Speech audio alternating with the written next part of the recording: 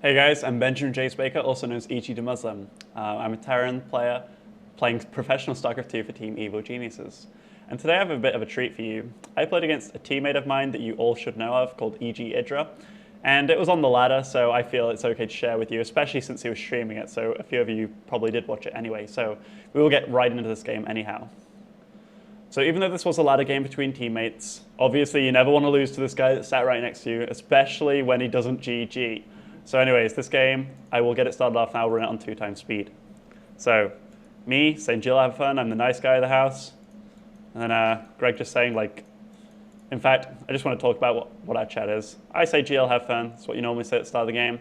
And we're pretty much only meeting like the top end of the ladder, so like literally the top 0.1% of something.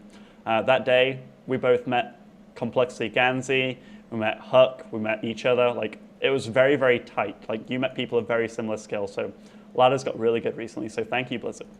Anyways, so we're just chatting a little bit, just both saying we like it, or I'm just saying I like it even. Anyways, the game is underway, and it is Tal'darim.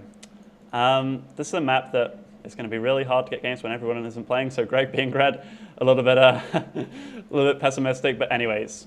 We are talking. I do start walling off. I do normally put the depot here, so it's very normally. It's going to be fine. It's going to be another depot here, and it's going to be cool for a wall off. We're talking. The game is running, so I'm getting distracted by the chat. But 13 out of 19 supply. I'm not putting down a gas. Normally it comes down at 13 gas. Greg is actually fast, or Idra is actually fast expanding. That's very normal for a Zerg. And he's going up for a later pool too. Like 14 pool is normal if you feel like your opponent is going to 2-rex you or is capable of 2-rexing you. Greg actually goes for 16 gas, then 15 pool. That means he's feeling, not greedy, so to say, just feeling comfortable that I'm not going to 6-rex or 2-rex him. His Overlord does reach me first, and what does he see with this? He sees my depot placement, he sees my second depot. This should indicate to him that, okay, his depot, or he didn't actually see it expand, which is kind of weird. Does run up here with his drone, and he does see exactly that I'm expanding. What do I do after this? I throw down 2 gases. Why? Well, I need Hellions. Like, you need Hellions. That's a really big thing. So I'm going to bring up the production tab so you can see exactly what's going on. At this point, I did actually scout Greg. I see that he's got a gas. I see that he's got a pool. I keep my SCV in the middle, and I make a little bit of a blunder soon. This is mainly here to see if there's like 8 or 6 lings on the way. But even so, I'm going to have a bunker up in time for that, so I'm not really going to need it. So I guess that's something that I could remove from my play. As soon as I see this, I know he's going for Speedling build. I know the follow-up to that. I know that, yeah, I'm going to have my bunker prepared. I'm going to be fine. So if there's anything that I could look at while watching this, I don't need to see. I don't need any extra information. I already know what he's going to be doing. Anyways, I am expanding, getting my 2 refineries, getting the factory. I'm going to be throwing down a reactor on that barracks very soon. So just looking at it from my point of view, I did not see this on the minimap, and I do lose that SCV. So that's a bit of a pain. And as you can see, when we're looking at the overview, he is throwing down speed, getting lots and lots of drones. Harvest count-wise, he will be skipping quite far ahead. I'm producing 2 at a time. Zerg, fortunately, produces everything from lava, so the more he injects, the more lava he has, the more chance he has to produce drones. But look at this. Looky here. This is Greg throwing down a Roach Warren. What does a Roach Warren indicate? Well, there's only one thing that comes from a Roach Warren, and that is roaches. We see he's stopped droning at 31. This means that he is going to be all-inning. This is pretty uncharacteristic by Idra, given that he hates all-in so much. But anyways, I am forming a wall. So just talking about my build a little bit, I am actually getting a reactor, or I have reactor Hellions popping out, and I am making a starport at the back of my base. Again, I'm making the starport in a kind of hard to see position because normally you will produce buildings here. If his Overlord does scout me, it will most likely come from either up here and down or over here and over here.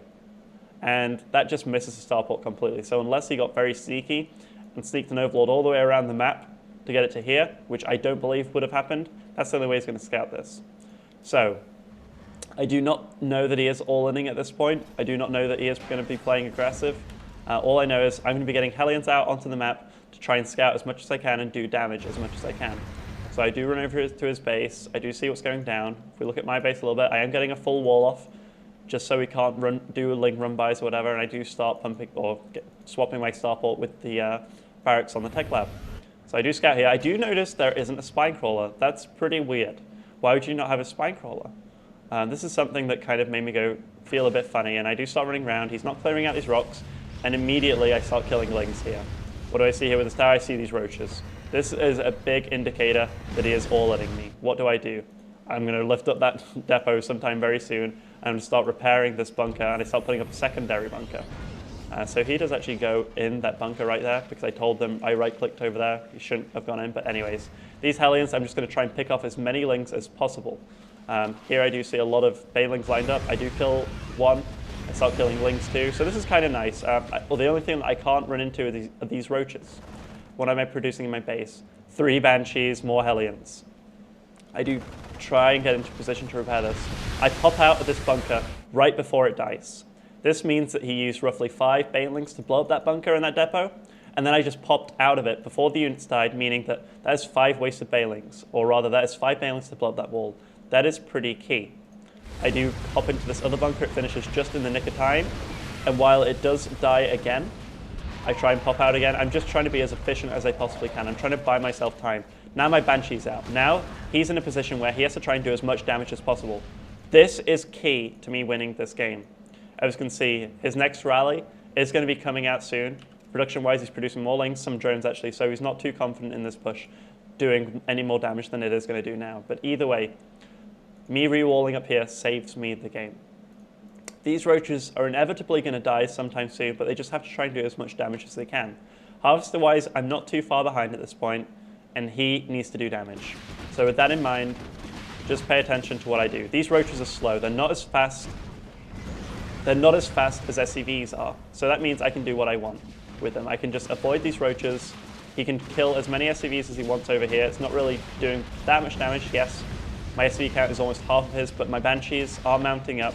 Second one will be coming out shortly, and I'm just trying to kill these roaches as much as I can.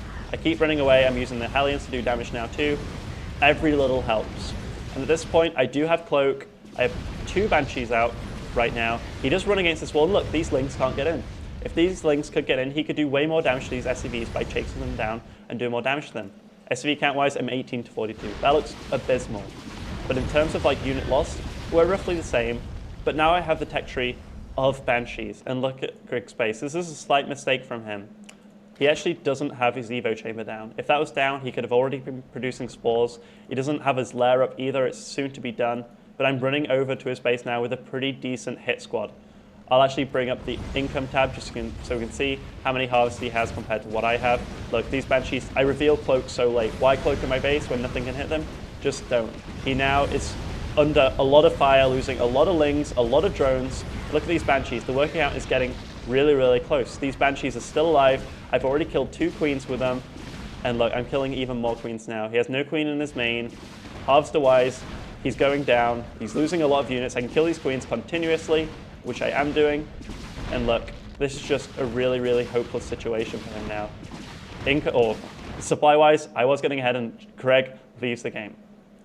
So just talking about that game very briefly, I was getting all in. I realized very late. But what do you do if a Zerg is in your base? You have to re-wall off. If more units get into your base, that's just adding insult to injury. If you remove the possibility of more units getting into your base, that Banshee gradually will clean up all those units. If it's just roaches in your base, you can keep running away from them.